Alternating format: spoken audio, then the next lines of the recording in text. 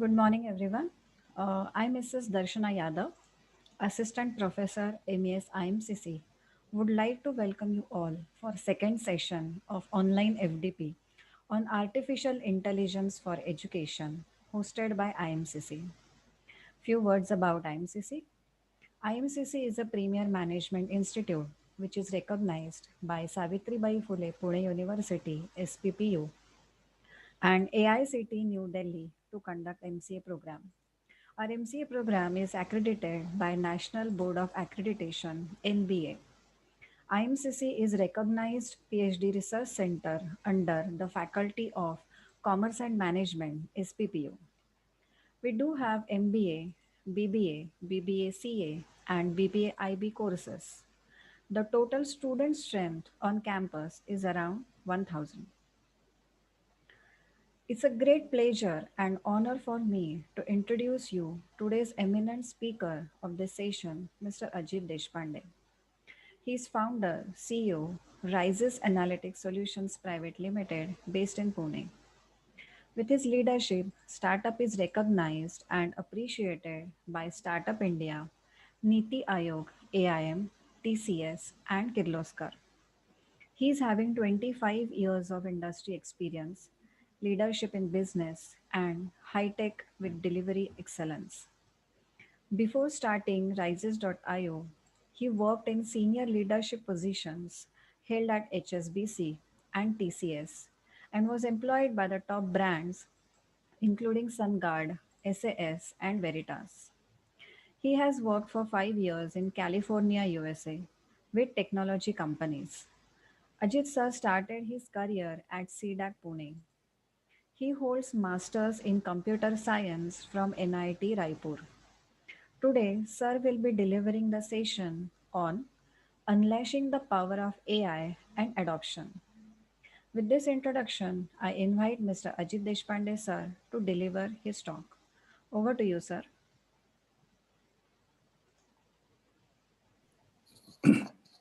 Yeah, thanks. Thanks a lot for inviting me.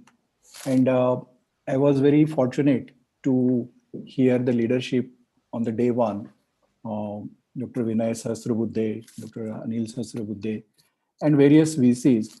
And I could see the pulse. It's excellent stuff.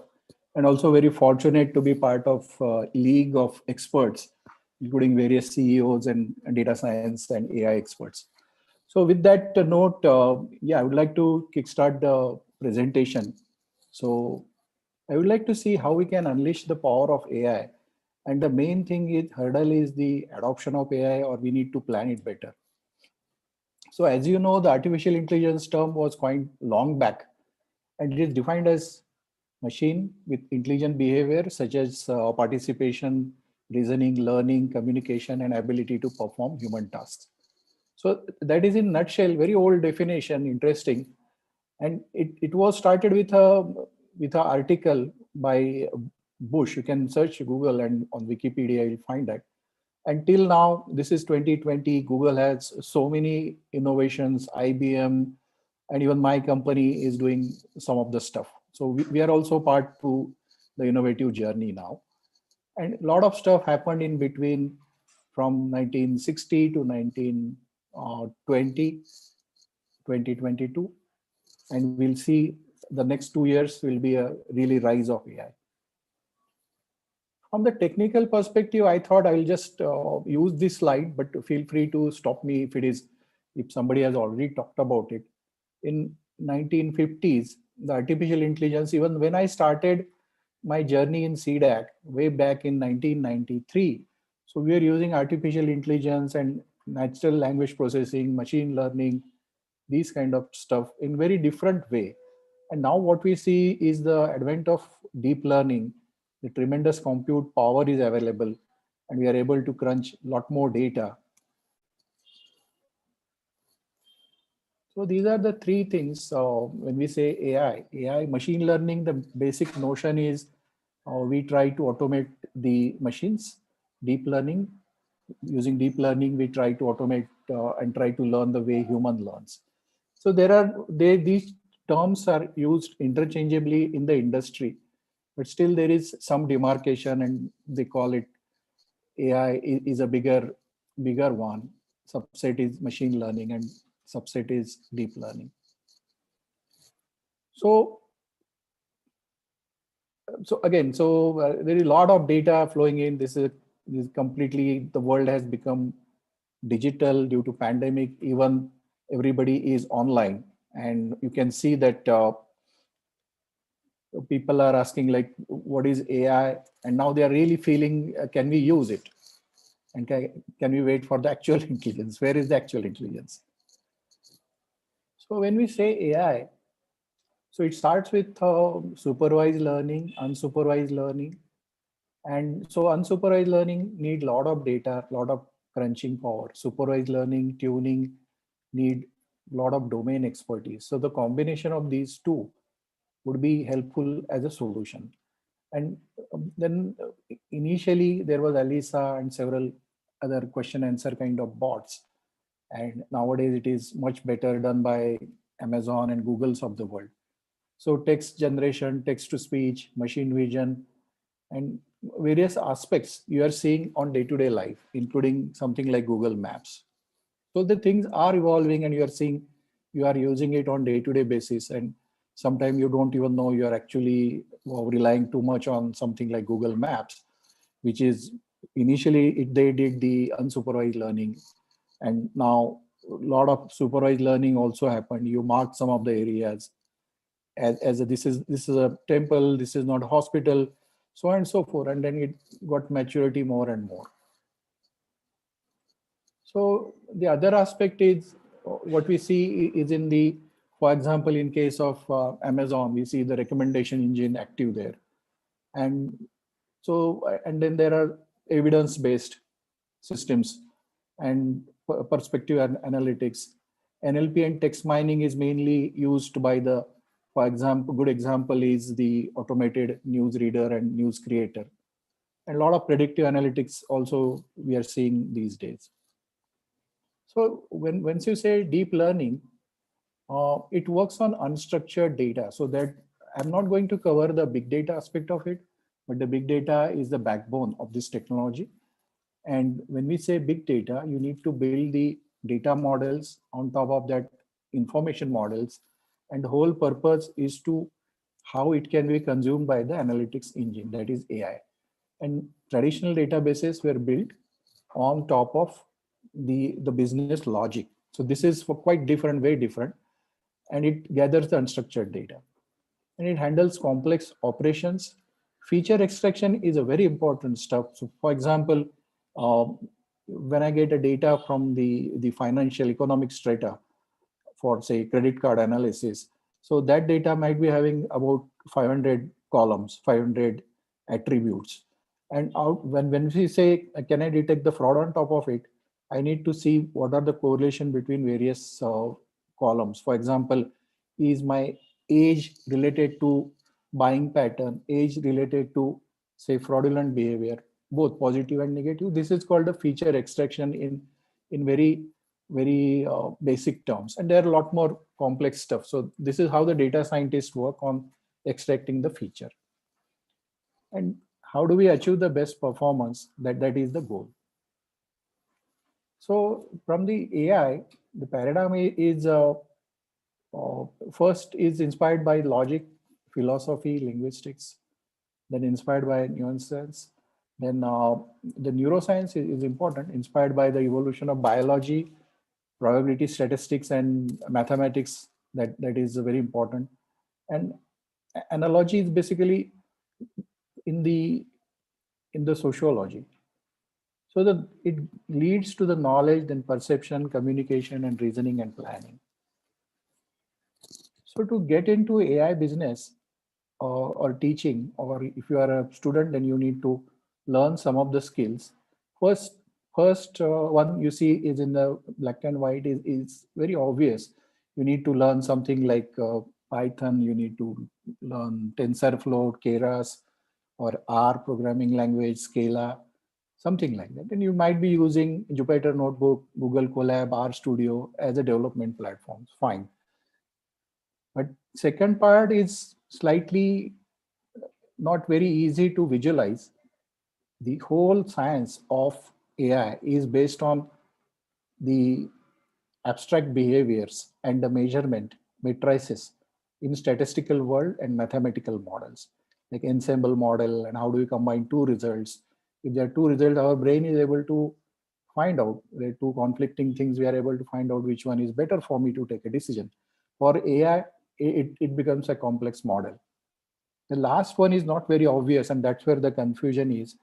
So for AI, in our case also, we are in healthcare business, and some of the other stuff I'll describe to you. The domain and the cognitive thinking is very important. So an ability to analyze the situation is God gifted to human being. The way the kids detect an animal, it's very different, and we don't need to train on large data sets. So how they do it? So this is nothing but the way human thinks, and building that cognitive skill inside the machine, that is a key thing today, and that is leads to a explainable AI. Explainable AI. So there are quite a bit of myth in this, and I found this one of the Gartner very prestigious report. So to generate the value, leader must truly understand how it works, and where its limitation lies.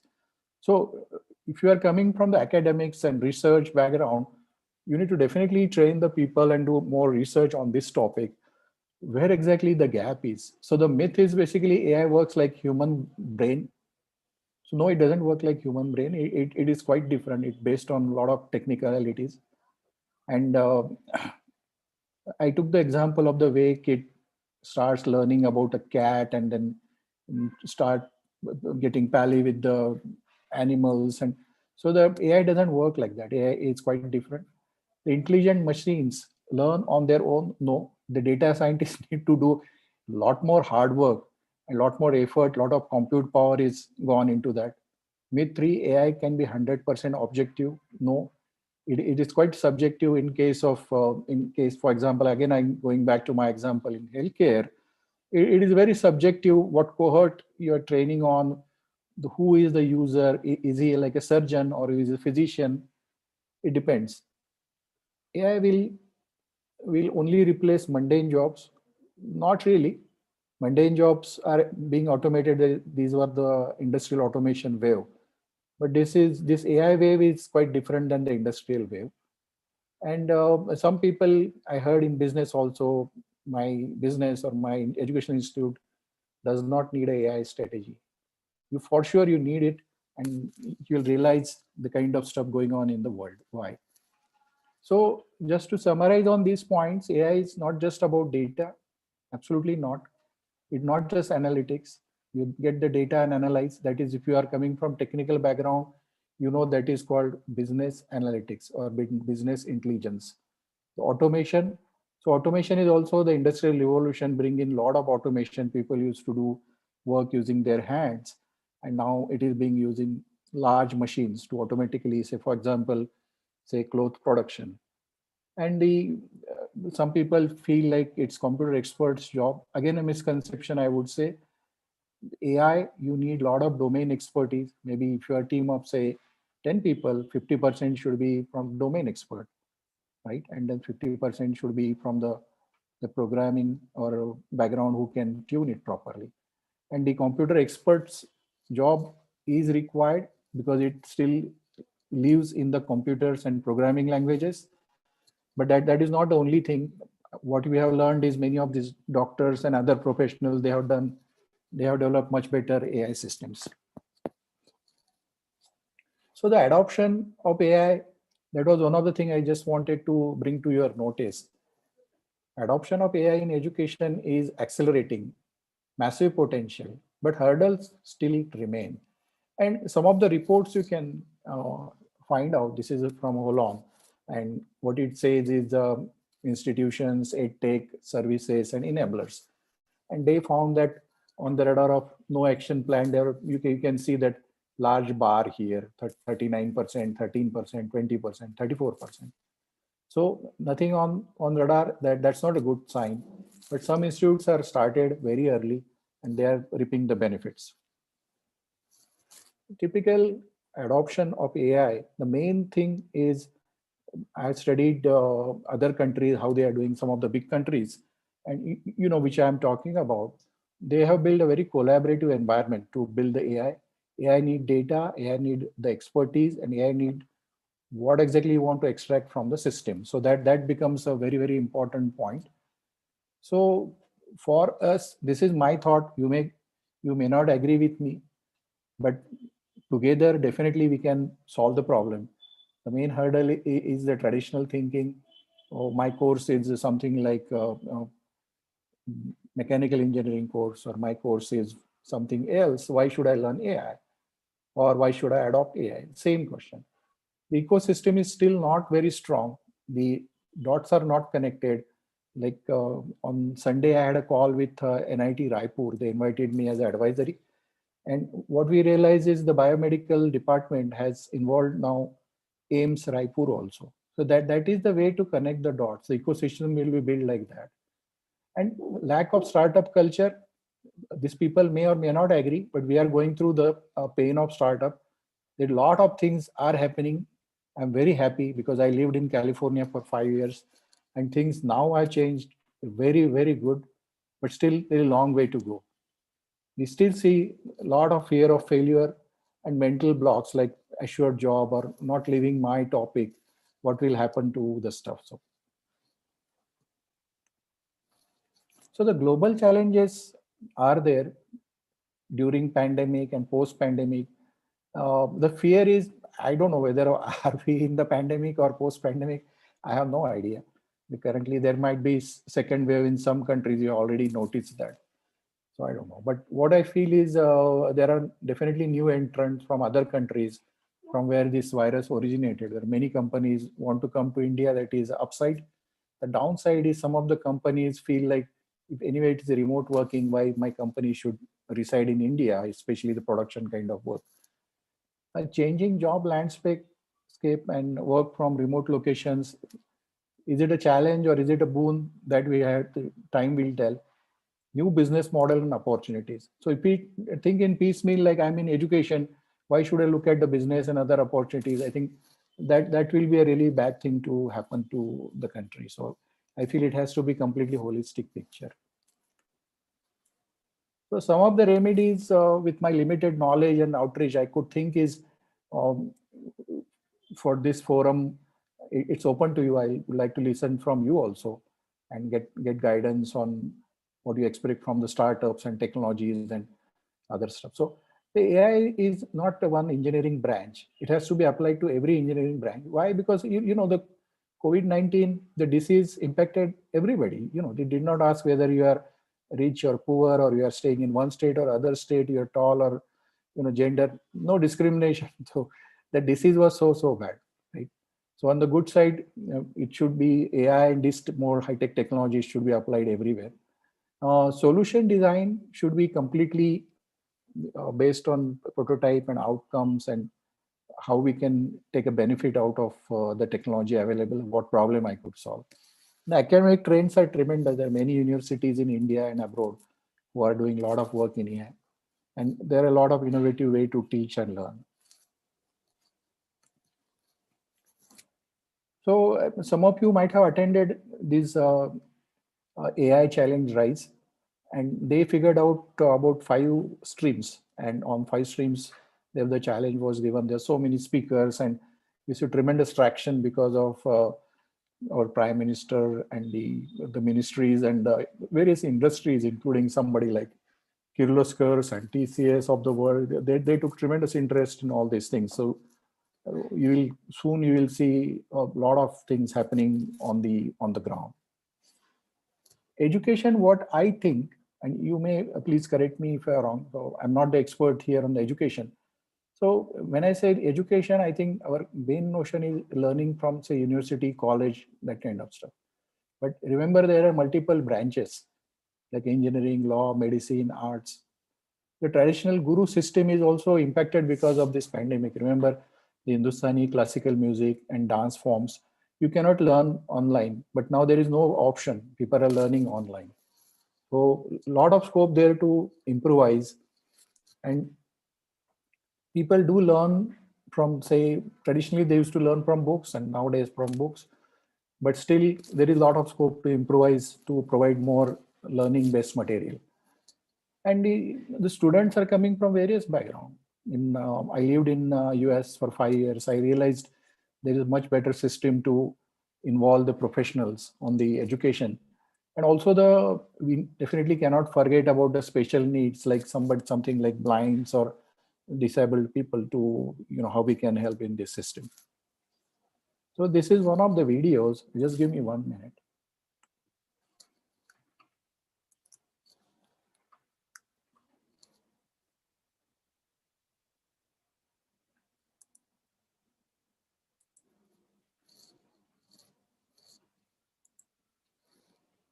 So hope you are able to see this.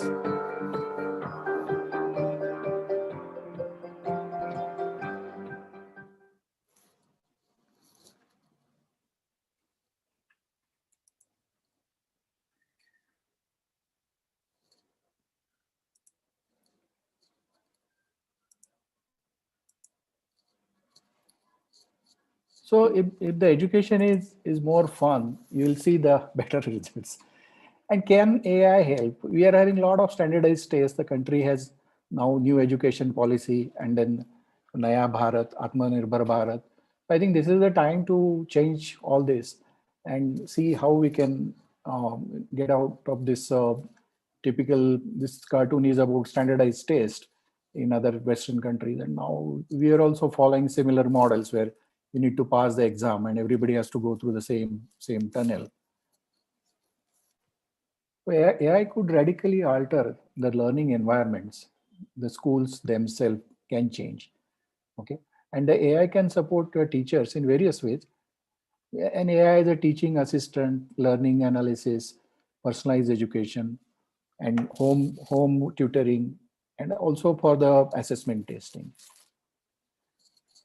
AI in education is a very huge market. They're estimated about more than 6 billion 2024 market. All these numbers, they are drawn from 60% is anyway coming from the US. But I realize this could be applicable to countries like us also. So learning platform, visual facilities, and the learner module. I was looking at the edX, Open edX platform, and why you need it's open source platform. We can easily adopt and do the very large scale MOOC. And with AI, it will be much better for us to spread the education to the masses. And even teachers will be happy to use that platform because it will be easily paid in that sense, online payments. So again, coming back to the global learning, smart content. Smart contents are not yet evolved, but some you can see predictive analytics, smart campus, and AI-based proctoring. So the proctoring is, I just took one example here. So nowadays there are a lot of online exams, the facial detections, and they say, okay, you keep your camera on, and depending on your movement, some people are tracking the eyes and some other features on your face. They are able to do this proctoring for AI for online exams. There are few companies they are doing it. Some companies are doing on the CCTV camera, some are on the webcam, and there are various ways. Some are only using taking the pictures every 30 seconds and finding out. So now going a little bit on the technicalities. So this is a GAN, so generative adversarial network, and the side one is basically based on the thermal imaging and the visual facial recognition. And so more technicality, the generator has a loss function, and then the discriminator, and it you make a decision on top of it. And you can, on the left hand side, you see the inputs, and we are just using the rotation and relighting. You see the shape, normal, textured, and GAN.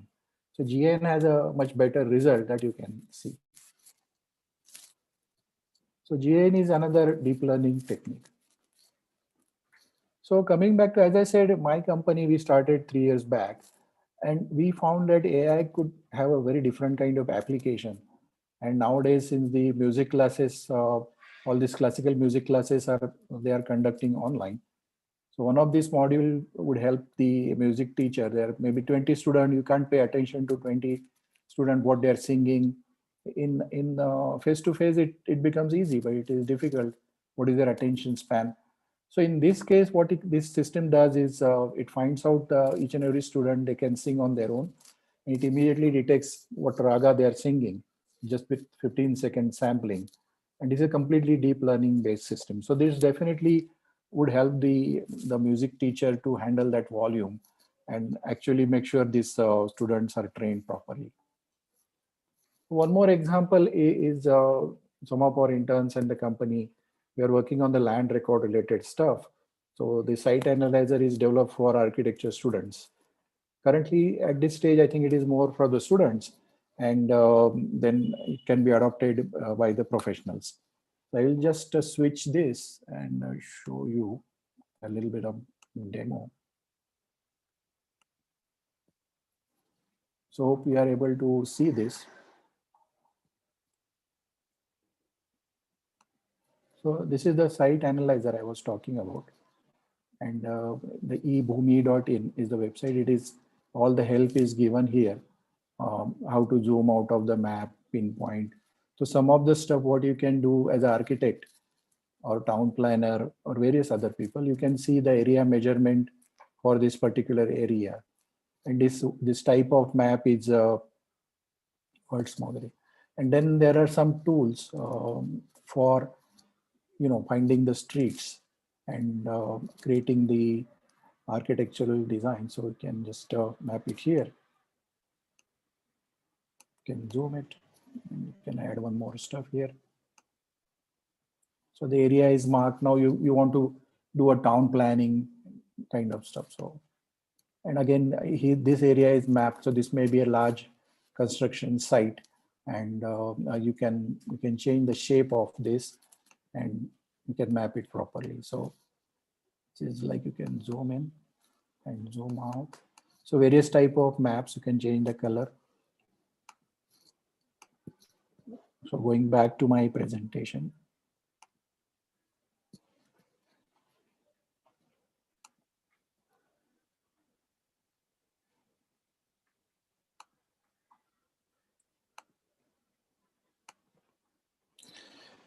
So coming back to some of the other aspect of it in AI in education.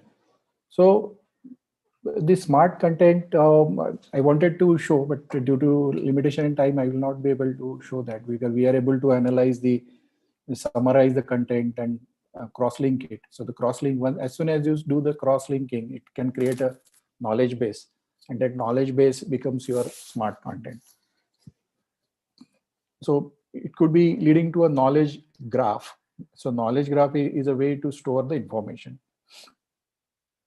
And some of the obvious tasks, even in yesterday's presentation by day one presentation by Dr. Vinay Sasrabuddheji, he was talking about the admin tasks are taking a lot of time in universities.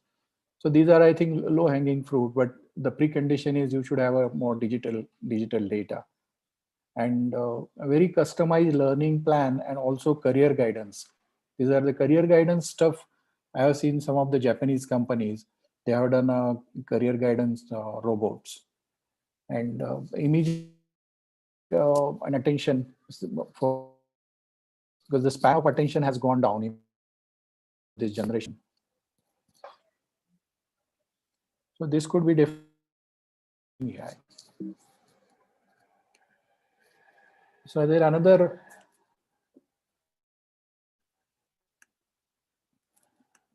another quick video to give a view on how this AI works.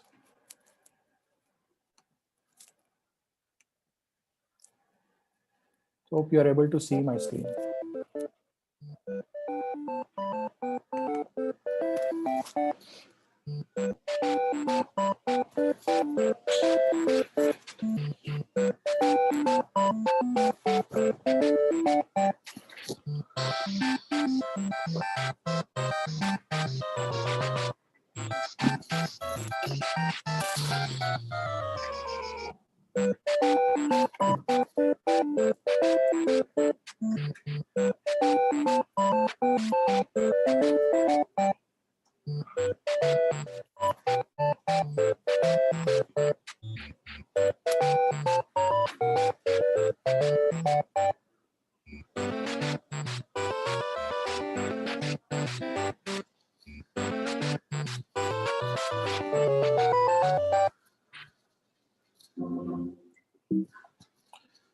So I just wanted to give a view like how this cartoon, first cartoon, was meant to teach the kids, and the second one, it is generated by the Google of the world, and that gives a clear picture how exactly the machine learns. So again, so for the teacher and AI, they should collaborate. That is very important. I will take few more example from the healthcare, where the doctors were saying why I should adopt and why I should collaborate with you, because I'm a super expert doctor, and you are saying give me the data. So you can take the data from anybody. Why you need a doctor for that? So unless you collaborate and take that expertise, we will not be able to generate AI models. So AI models are basically taking the inputs from say 10 to 15 of such experts minimum, and embed their brains inside the system. And there will be supervised as well as unsupervised learning. So the system will be useful for you. So this is why teachers should collaborate with AI. So these are some of the stuff you can find it out. You can feel free to ask any questions on such things. The second point is uh, individualized learning. So individualized learning, personalized training, these things have become very important. And looking at our population and even the market opportunity now, because of this open market, you may get a student in some other far off countries, and it is happening for specialized thing. I know some people are teaching yoga and Sanskrit kind of thing to very far off people, and they have no way related to even our country. So the individualized learning and kind of power of AI you can utilize to take on such opportunities.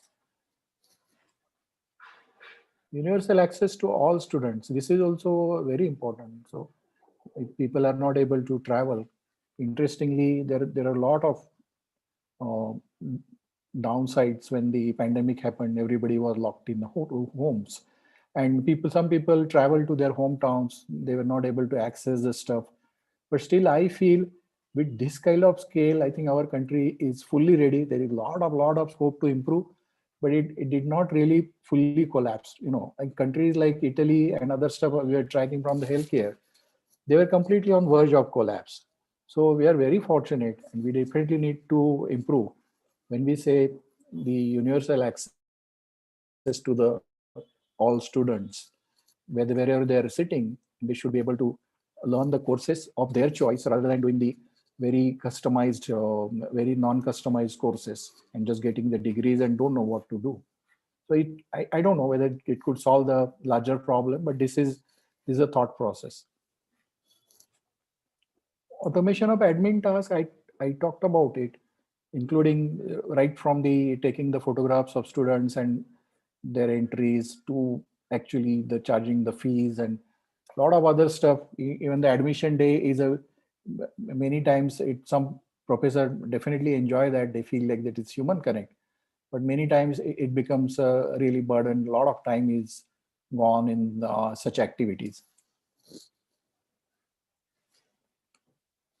So then the tutoring and support from outside the classroom. The classrooms will not go away, as I feel, but then the tutoring support has to be extended and improvised. There are a lot of ways AI can help there, including one of the stuff in the assessment test we are working on for law education. We are able to find out, they write the answers, right? Law people, they write the answers in a large text, and they want to do the study before writing that answer. It's like, for example, it is like a drafting of their case, and they refer to so many cases. So with AI, we were able to summarize all those references and cross-link them. So this drafter could produce the result, and it is like it's online test, open book test. But that's what they do throughout their life. So the AI definitely helps there, and it reduces a lot of human error there.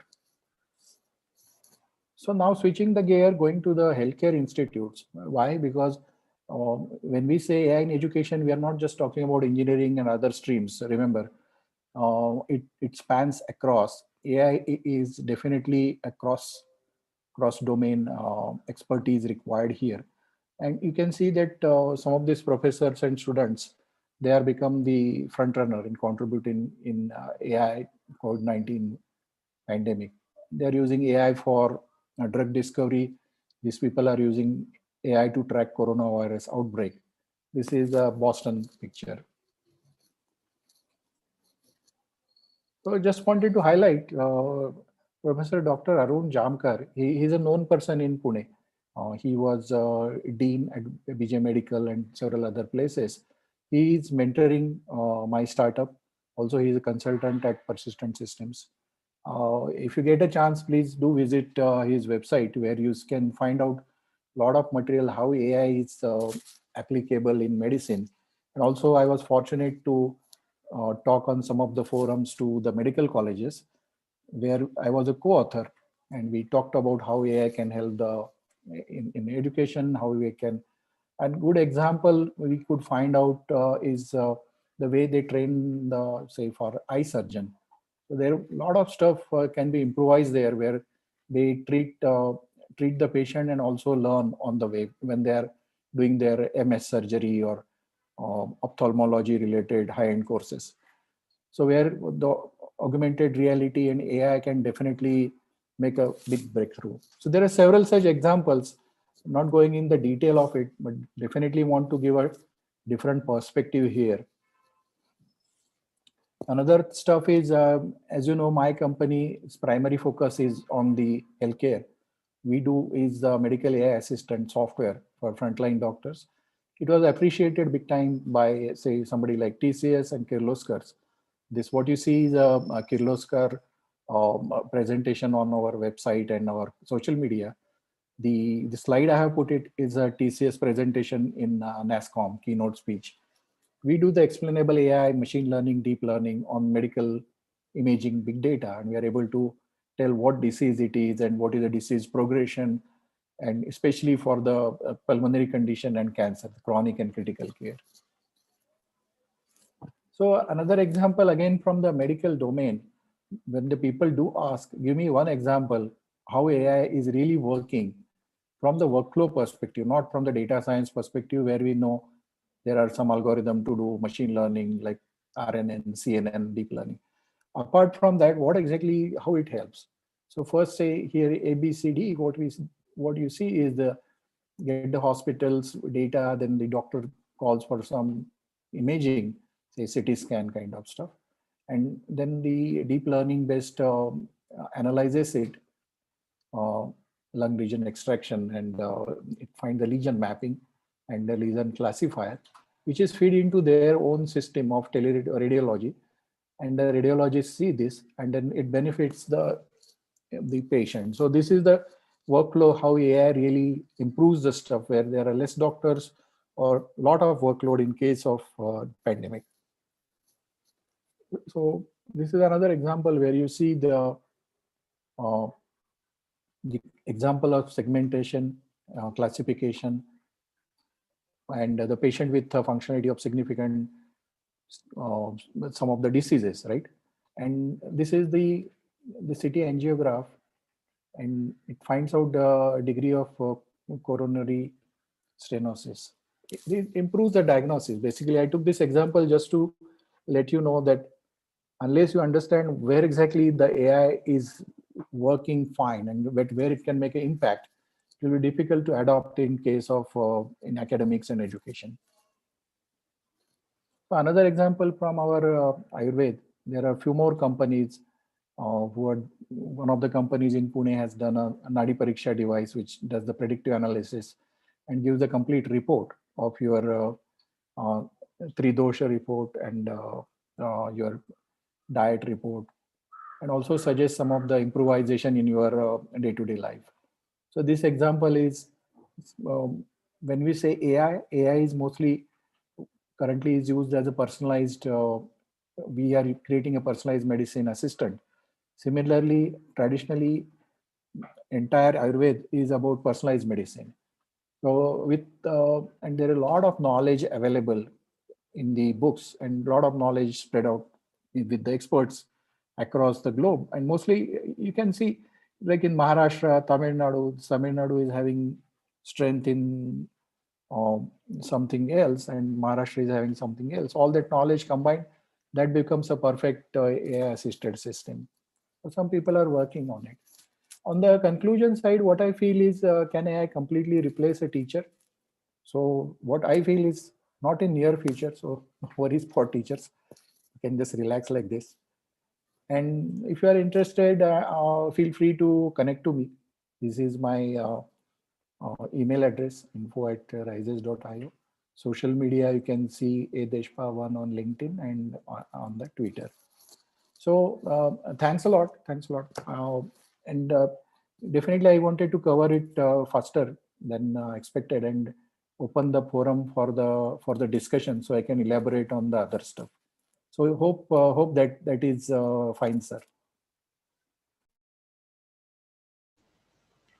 Participants, if you have any questions, please raise your hand.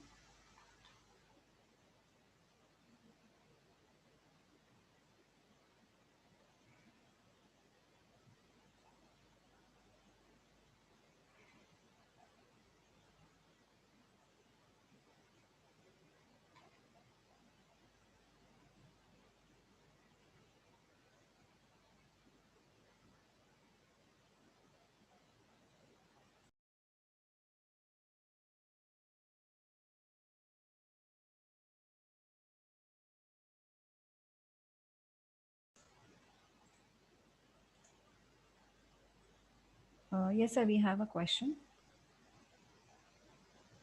Go ahead. Hi, sir. Good afternoon. I'm Joydeep Ghosh. I've heard your session regarding artificial intelligence. I am going through it for the last 1.5 years. Uh, my question is to you related to means artificial neural networks and deep learning associated with it. How deep learning can be combined with our MRI scans or medical facilities. Yeah, so your question is how this medical world works. So my company, we are working on the algorithms to, first part is the detection of the disease. And before that, we are trying to see whether it is normal or abnormal. The normality in this pandemic, what is happening is normal patients should not be exposed to the disease. So that is the first part we do. Second part is find out where the abnormality is. And the third part is if they are being treated, is it improving? For example, now COVID is creating some pneumonia and opacity in the lung. So we are able to detect the depth of the opacity that or pleural thickening, or also the water fill. From the normal man's layman's language, it's pneumonia is you get some fluid inside the body. So to detect that fluid, we need to do the 2D and 3D analysis. The 2D analysis goes on the CT scan. So CT scan is set of radiographs, maybe 250 radiographs of your lung chest X-ray. Chest X-ray is a single image modality. And when it goes through the complete volumetric analysis, we need to do the 3D imaging, which is called MRI. And there are several other modalities. What AI and this all various techniques, we are using RNN, CNN, LTSM, various techniques to find out the segmentation, the lesion, the progression of the disease.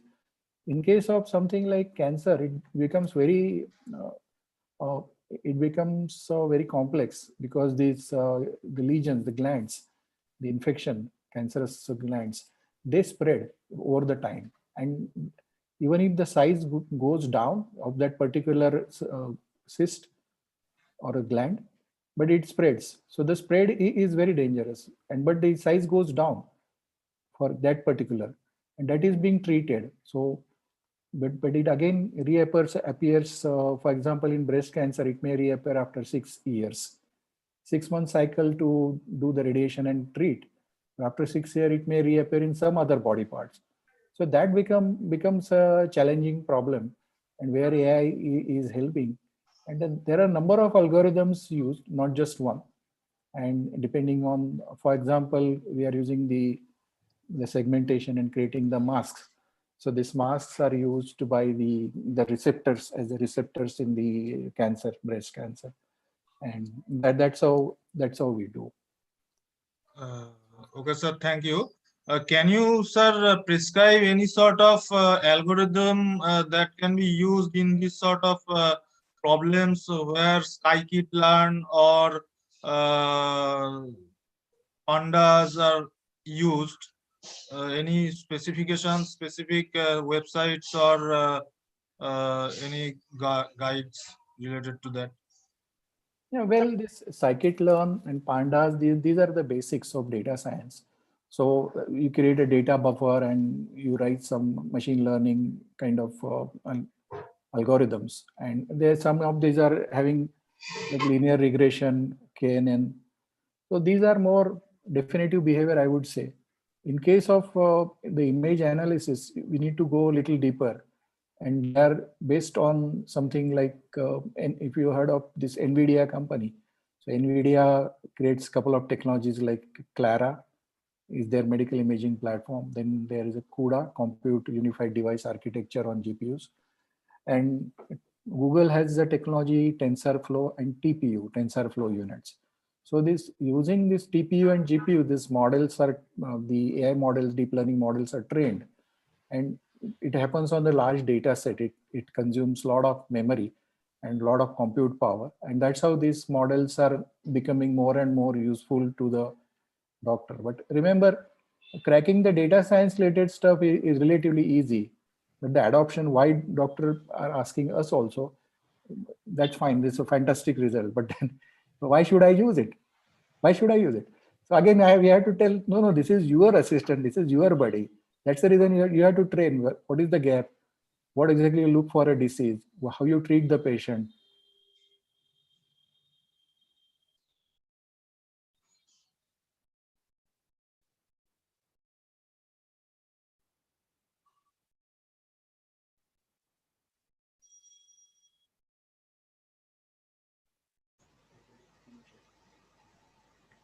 There is some technical issue. Please hold on for a second.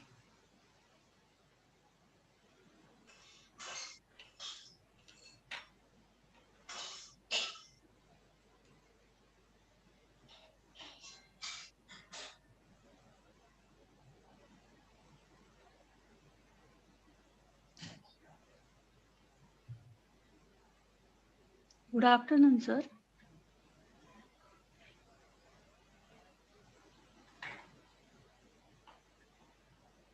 Just wait because it might possible that Ajit sir has got disconnected. Okay, sir. So he will come back maybe in 1 or 2 minutes. Mukul sir, kindly please look into that.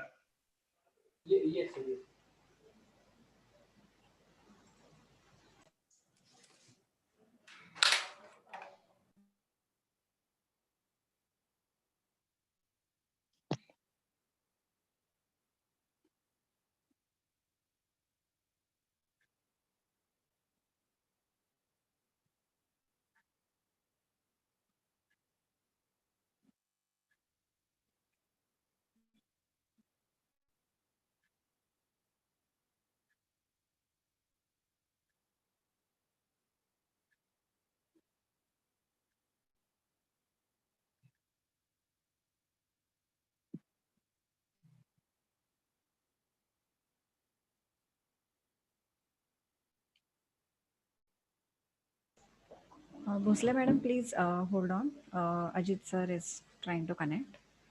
Okay, ma'am. Thank you.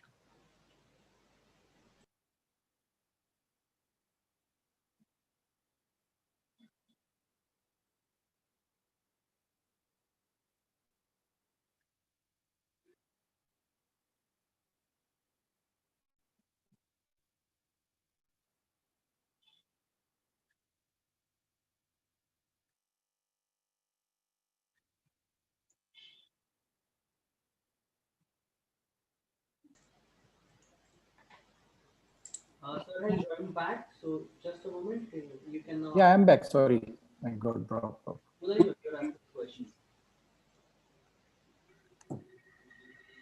Yeah, please go ahead. I'm there. Okay. Good afternoon, sir. You talked about Yeah. that site analyzer model of AI. So can we use that for a disaster management? And is it possible to do disaster management AI application without IoT? To answer your first question, the site analyzer has a map functionality. There is some machine learning algorithms embedded, and it allows you to draw various. In layman's language, these are the shapes like architectural shape, land management. Also, you will be able to develop something on top of it for, say, for example, what is my nearest COVID center. So I don't know what exactly the disaster management is. And the second part, I'm not sure. So if you can just quickly elaborate or take it offline. So what is the second part? Can you please explain a bit? Sir, like flood and all disaster management we can do using sensors. So that without IoT, anything is there that without sensors can we detect those type of things? So all these AI system, they rely heavily on the data. So either you have to use, say, satellite data. Satellite data is available. So if you are a government agency, you will have more authentic data. Otherwise, this Google of the world, they also sell such services. And using some of the imaging techniques from the satellite imaging techniques, you will be able to analyze these patterns and also predict something like flood and other stuff. I don't know the seismic processing kind of stuff can be done through this satellite imaging or not. But flood kind of situation, if you are able to analyze the data of say about last 20, 30 years, which is typically available with the Geological Survey of India, should be possible. I haven't tried it, but yes, it is possible. Okay, sir. Thank you. Thank you, sir. Yeah. Sir, we have chat Hello, box. sir. So I have a question regarding this, maybe a little out of the box. So exactly in the present situation, you can see that all over the world that election now in America also election is going on, and India also we can see now in Bihar and so on. So this artificial intelligence is playing a very major role in terms of orienting people, or sometime you can see in the social platform. So there are a lot of misinformation being pumped so much. So in that conditions, okay, how we can use this? How general public as a layman, how I could rely on this artificial intelligence in terms of the believing the whatever the preachings or lectures given by the political leaders and all. So basically, we can see the lot of misconceptions being created through social media. So how this artificial intelligence can help common people in terms of selecting the proper or authentic information. So what is your take on? Absolutely. That is one of the biggest problem. In Marathi, we call it like you might have heard a word chakwa. Chakwa. So when you are part of, say, for example, a WhatsApp group or a Facebook group, just for a matter of taking the example. So what happens is your group talks about particular thought process, and you keep on getting same message again and again. You start feeling that this is the world. This is one of the biggest problem in the education for students also, because they feel if their group says this is truth, the sky is black, so many examples, and they start feeling they write in the exam that oh, sky is black because my group feels that sky is black. So many people, but like people feel that. That's not the truth. And the second part is going back to the root of the fake news. The fake news detection, some of the companies are doing very well, and the company used by Donald Trump in the election, that was also they came on the radar. In India also, people feel like some of the political parties used it, but the whole point, I think, it is definitely related to the AI in education aspect, where we should teach the students and other people, the faculty also, to find out what is truth. And just searching Google, searching the Wikipedia is not the truth. And AI definitely should help. The problem with the AI is, and the strength and weakness are both is able to analyze large amount of data. But if you don't tell what exactly you are looking for, the results will go haywire. The result will go haywire. So you need to tell the models, like, I need to know the source of this truth. What is there a truth? Is there a research behind this? And is there somebody backing it, some authentic person? Or then only I will believe it. So otherwise, people, your students will be searching Google, and in Marathi they call, using the lighter term, they call WhatsApp University, right? So I think that is one of the biggest problem, and I think it's completely related to AI in education, 100%. I'm sure. The political side, I don't know what is the truth. You have to really figure it out. And it uses very large text corpus, and we use some of these techniques. We got some client to analyze the text, but you yourself should not be doing it, because if you scrap the data from some personal data of other people, then Google will catch you and block your address, and you have to do a paid service. You have to go for Google, will start charging for the searches. So that being an educational institute, I think you'll be having much more easy way to scrap that data. But you need data to train your model, text data, right? You can do it. You can do it. Okay, thank you, sir. We have one question in chat box. That is, as a faculty, what is the first step to collaborate with AI-based system development? That's a very good question, and we are very small startup. So I had a very good relationship with earlier. I was working with ICT, Institute of Chemical Technology in Matunga, IIT Bombay, then IIT Bhilai, and also of recently they put me as an advisory on the NIT Raipur. But there is definitely a limitation for my company. But what I recommend is, there are so many companies, they really need that academic connect and a lot of internship, a lot of R&D. We just cannot afford too much of R&D, which if it can be done by the academic people, that would really help, and that will build the ecosystem and trust between these two important parties. And third angle to the whole collaboration is the government. So without, for example, now I want to do a pandemic modeling, pandemic assessment modeling. We did that. Many of the universities like University of Washington and University of Singapore, they put the models up to do the pandemic assessment. And then after 2 months, they said, no, whatever we predicted is absolutely wrong. We cannot predict anybody's mortality. On the other side, we are fortunate to get some government, one of the state government data, and our accuracies were close to 95%, 1 month down the line. We predicted a month ahead. So my point is, if you are using the real data, and then there is a real user, the results were not out for the common public. You have to submit that result to the principal secretary, and very highly confidential. Even people working on that feel a little bit depressed, saying that, Ajit, now next month so many people are going to get impacted.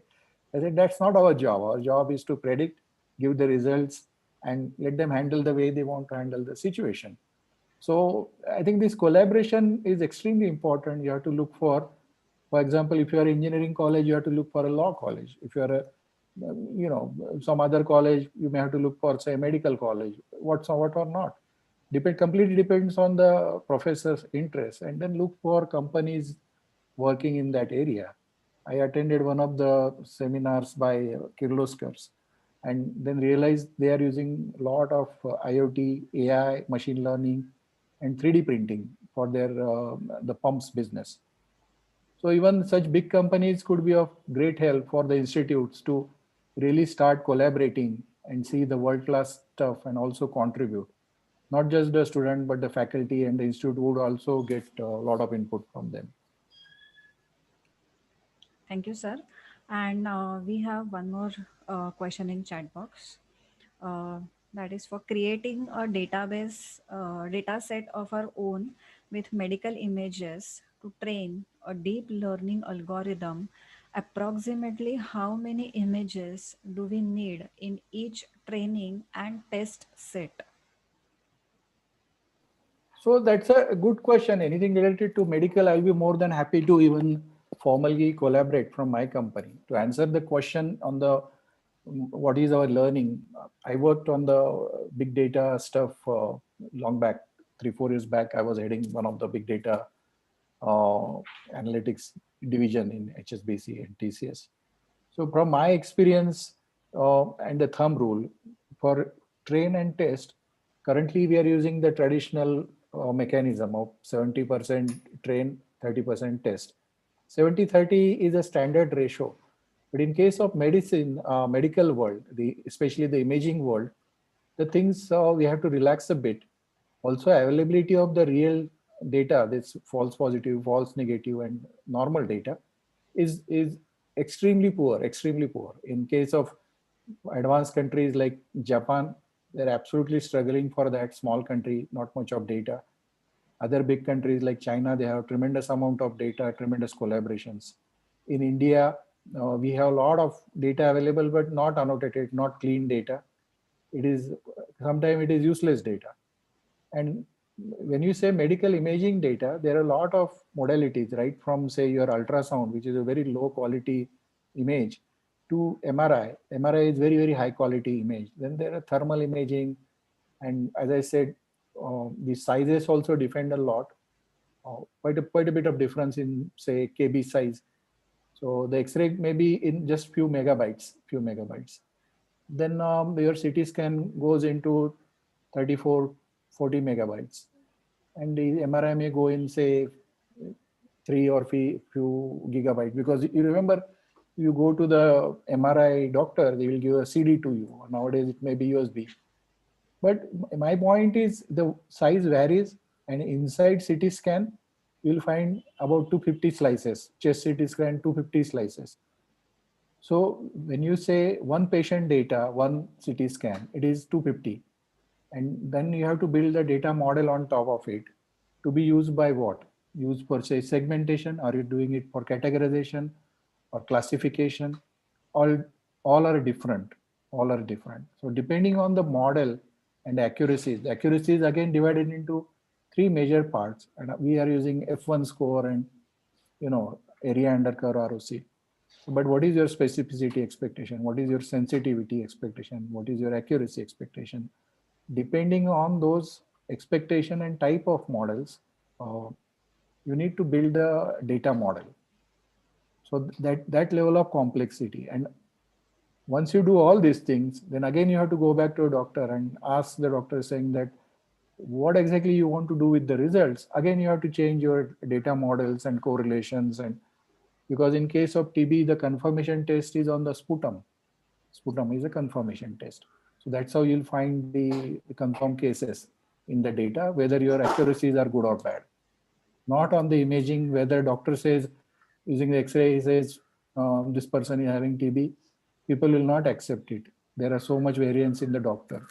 But if the sputum test says this is a TB patient, irrespective of what doctor says, it is accepted. So I think these are some of the complexities. So welcome to the world of medical imaging AI complexities. Thanks for asking. Thank you, sir. Uh, I think we are done with the questions. No more questions are there, I guess. So, on behalf of Team IMCC and all the participants, we all sincerely thank you, Mr. Ajit Deshpande, sir, for accepting our invitation and delivering the talk. Uh, we really appreciate for this excellent session, and we look forward to connect with you again in our future events. I would also like to thank all the participants for enthusiastically and actively attending the session. So now we'll conclude the session. I would like to request everyone to start their videos